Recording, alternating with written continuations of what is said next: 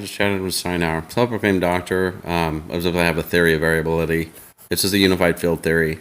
I've just been going from science to science to science over the years, trying to figure it out. It's been 16. I haven't been able to debunk it. 16 years solid. That's 2002. I died.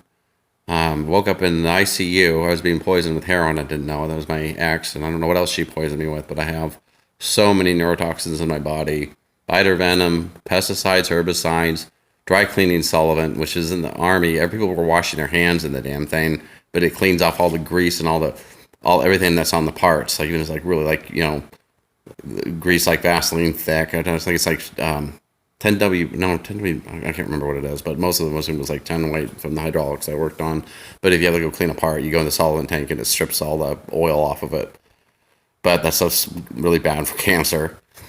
Anyway, another thing, when I worked for David Massey and he made me poison myself, I had no choice. And I wasn't like trying to break the OSHA laws or anything I didn't know. But then in the summer, he had me doing the cherries and we dump them out into this processing plant he built.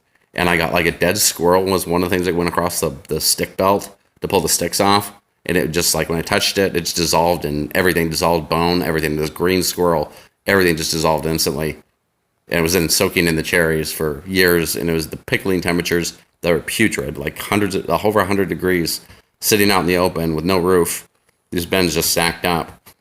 And as a medium, I experienced somebody murdering somebody and putting them in cherry brine. I could smell it. I could taste it. I was in my home, and this was like many, many years later. This happened when I was 16 when I got poisoned. And then I was 18, almost 18. He tried to decapitate me, Aaron, with a piece of concrete and a forklift. Pulled on the clutch, was digging with it and pulling the porks down on the forklift and stood me right in the middle of it. And it flew at my head. It was like a 400 pound piece of concrete. And I ducked and it missed. And I said, I quit. I walked off. They didn't question me. And then it just got ugly. I got out of there and then I had to go back for my mom after a while. And then the parents went to the Supreme Court. Do not eat maraschino cherries. Especially if they're really bad for you. Plus, they may contain human carrion. I don't know what years he murdered people, but I've had visions of it in spirits visiting me, and I can feel them die.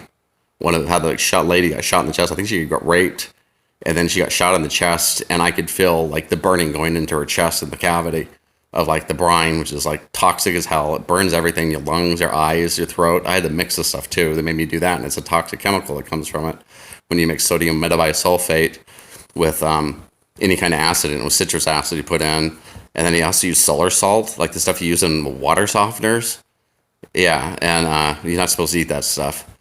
And I don't remember what else was in it. Sodium metabisulfate, solar salt, I used citrus acid, calcium chloride. That's pretty much it, I think. Oh, maybe not, but it's a nasty brew, and it burns, and it turns the cherries like yellow and dissolves anything that's animal. It just dissolves into liquid, even the bones. They just set an animal whole for a minute, it'll be all moldy, and the mold was on there was like a couple inches thick with like constant bugs and insects that got infested and maggots all over it. So don't eat maraschino cherries. But if you look up Good Eats, Alton Baker, I think is his name, he teaches you how to make pickled red cherry pickled pickles. You just follow the recipe and use cherries. Use echinacea instead of using dill.